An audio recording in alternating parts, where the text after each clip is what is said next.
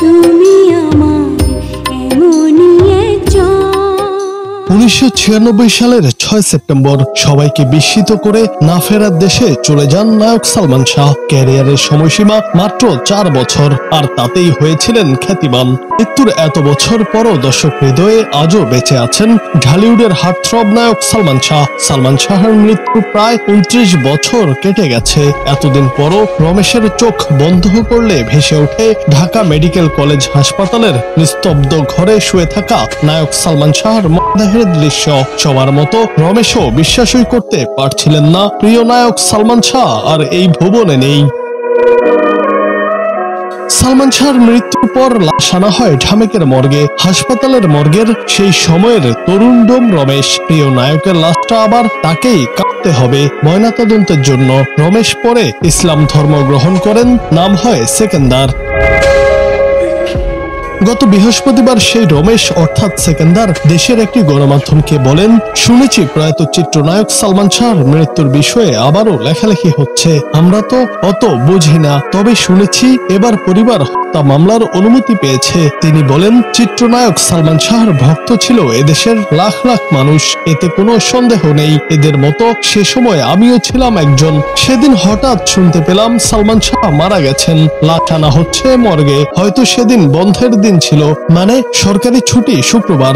লাশ নিয়ম অনুযায়ী পুলিশ নিয়ে এলো মর্গে। সে সময় মর্গে হাজার হাজার মানুষের ভিড়। এদের মধ্যে ছিলেন চলচ্চিত্রের তখনকার নামি দামি নায়ক নায়িকা সহ শোবিজ জগতের প্রায় সব মানুষজন। মর্গের সামনে হাজার হাজার মানুষ, সবাই অঝরে কাঁদছে তাদের প্রিয় নায়ক সালমান শাহর জন্য। কেউ যেন তখনকার তুখোড় জনপ্রিয় সালমান শাহর মৃত্যুর বিষয়টি মেনে নিতে পারছে না।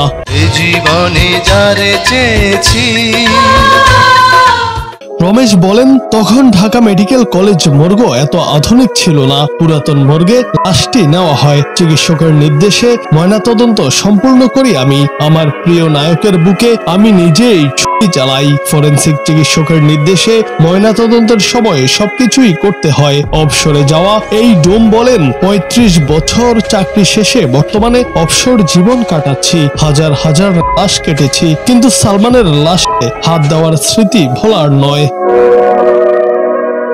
1996 সালের 6 সেপ্টেম্বর সকালে রাজধানীর নিউ ইস্কাটন গার্ডেন এলাকার ভাড়া বাসায় পাওয়া যায় অভিনেতা চৌধুরী মোহাম্মদ শাহরিয়ার ইমন ওরফে সালমান শাহের লাশ। 1996 সালে সালমানের মৃত্যুকে আত্মহত্যা বলে দাবি করেন অভিনেতার সাবেক স্ত্রী সামিরা হক, কিন্তু সালমানের পরিবার দাবি করে এটি কোনোভাবেই আত্মহত্যা নয়। অবশেষে দীর্ঘদিনের নানা নাটকীয়তার পর গত 20 অক্টোবর হত্যা মামলা করার নির্দেশ দেন আদালত। মামলায় সালমান শাহের সাবেক স্ত্রী সামিরা হক, আজিজ মোহাম্মদ ভাই ও ভিলেন ডন সহ মোট 11 জনকে আসামি করা হয়।